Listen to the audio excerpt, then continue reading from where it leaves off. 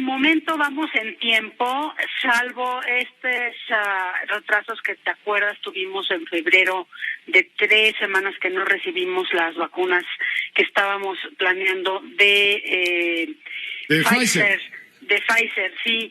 Y todo lo demás ha estado más o menos en el calendario en el que se está contratado. Vale mucho mencionar que los calendarios de los contratos de compra de las vacunas son por número de dosis totales por trimestre. Entonces, más las entregas se van programando por mes y bueno, quizás algunas veces tengamos un poquito antes, algunas y otras después, pero tienen que ir cumpliendo por trimestre las cantidades de vacunas ofrecidas en los contratos. Pero vamos, ahí va al paso, pues, el plan para aplicar la estrategia del Plan Nacional de Vacunación.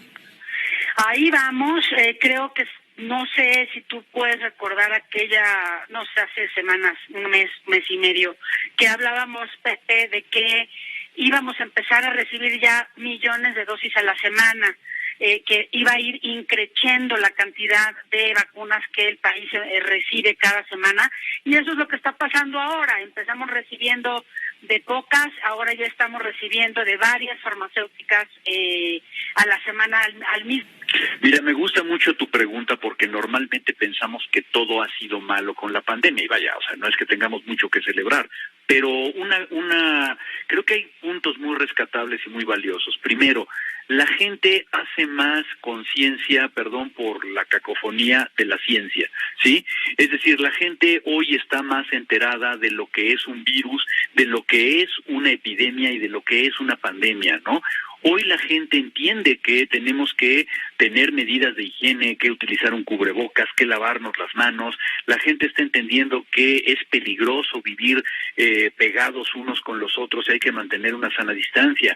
La gente que no se ha contagiado de resfriados o de influenza desde hace más de un año ha entendido que, bueno, pues hay unas maneras más sanas de vivir, ¿no?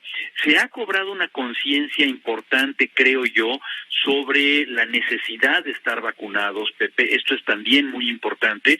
Y yo creo que la gente también ha entendido que al final la salud, la política de salud y el presupuesto que se debe asignar a acciones de salud, pues no debe de pasar inadvertido. Creo que la gente ya está muy despierta y perdón que lo diga así, pero a mí me da la impresión de que antes la salud y lo que sucedía con la salud era un tema terriblemente secundario. No era, vaya, yo publiqué antes de las elecciones de 2018 unas preguntas a los candidatos y no pasaban de ser anecdóticas, como que la salud no era algo importante. Y creo que vaya, todos los eventos de los últimos meses, sobre todo el último año, nos han puesto algo importante en la mira, ¿no? El cómo ver. Con mucho gusto enumero algunas acciones que hemos venido haciendo en primera mano. Se han aplicado ya más de 483,000 vacunas en el Estado de México, que no es cosa menor. Simplemente en los últimos 15 días han sido más de 350,000.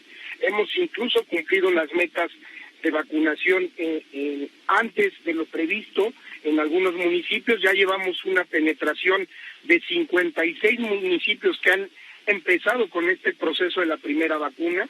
El día de ayer empezó en Coacalco, continuó el día de hoy. Ya van en esos 2 días 23,000 vacunas.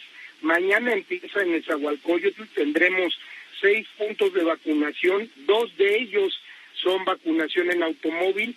Por primera vez, la semana pasada se inició la vacunación en automóvil en el municipio de Toluca y nos dio una gran alternativa, sobre todo para aquellos adultos mayores de 60 que tienen algún problema de movilidad. Bueno, representa una opción interesante.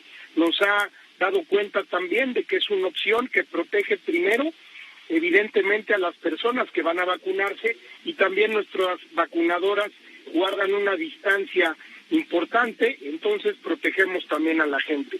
Empezarán mañana en esa 4 puntos para que la gente acuda, si llega en vehículo y la estaciona, se pueda bajar a pie o a transporte público, y 2 más en vacunación en automóvil. En Texcoco empezamos el sábado.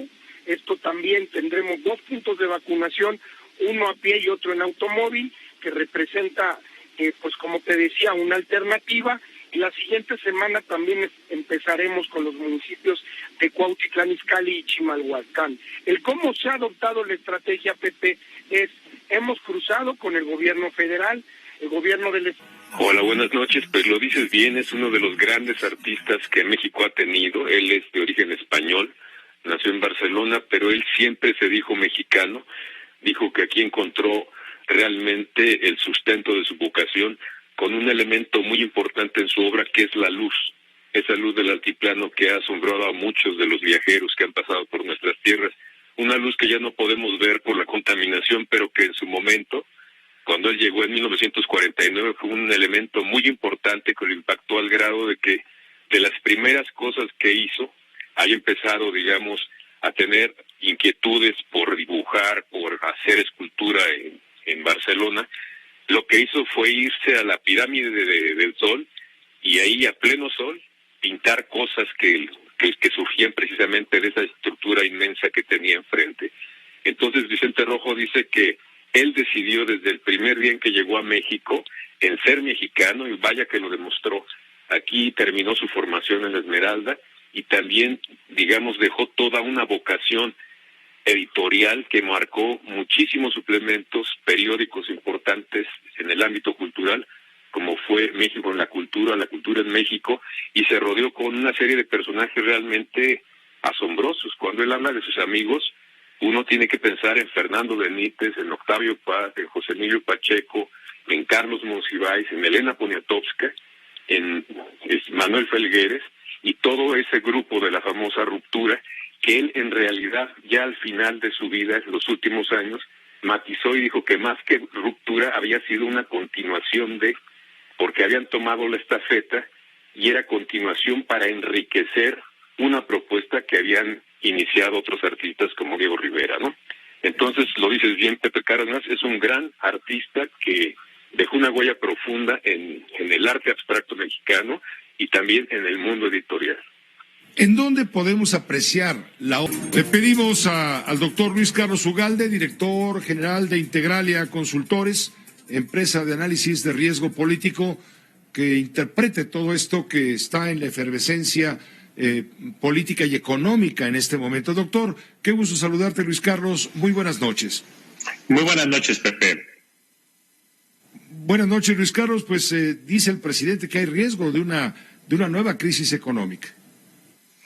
Bueno, efectivamente siempre hay riesgo de crisis económica, nada más que el presidente hasta ahora había dicho que México no entraría en tal, ha dicho que las finanzas públicas están sanas, ha dicho que todavía hay mucho margen para la austeridad, de tal forma que esto que dice es novedoso, pero hasta ahora el presidente jamás había dicho que había un riesgo de crisis económica. Por cierto, el día de hoy en la mañana le preguntaron que había una enorme crisis de los gobiernos de los estados porque cada vez tenían menos dinero. Y el presidente dijo que era necesario hacer una reforma fiscal. Pero llamó mucho la atención que dijo, necesitamos una reforma fiscal, pero no vamos a subir impuestos, lo cual sonó extraño. Y luego añadió, los gobiernos de los estados todavía tienen mucho margen para reducir gastos, todavía hay un enorme margen para la honestidad y la austeridad, pero dando la señal de que si hay una reforma fiscal, esta no incluirá aumento de impuestos y básicamente lo que da a entender es que esta